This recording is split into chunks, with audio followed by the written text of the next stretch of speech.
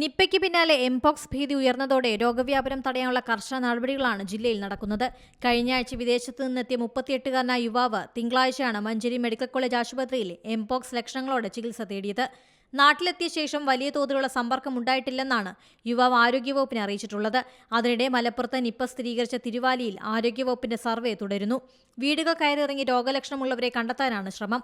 മലപ്പുറം ജില്ലയിൽ തിരുവാലി, മമ്പാട് പഞ്ചായത്തുകളിലെ കണ്ടെയ്ൻമെന്റ് സോണുകളായ വാർഡുകളിലും കർശന നിയന്ത്രണങ്ങൾ തുടരുകയാണ്.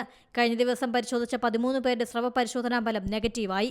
നിപ്പ ബാധയേറ്റ് മരിച്ച 23കാരന്റെ സമ്പർക്ക പട്ടികയിലുള്ള 13 പേർക്കായിരുന്നു രോഗലക്ഷണങ്ങൾ കാണിച്ചത്.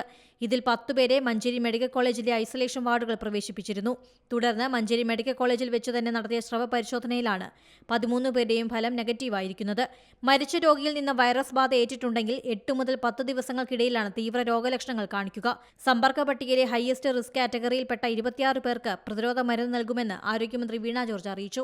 News desk C Malayalam news. പുതിയ വാർത്തകളും വിശേഷങ്ങളും ഇനി വിരൽ തുമ്പിൽ.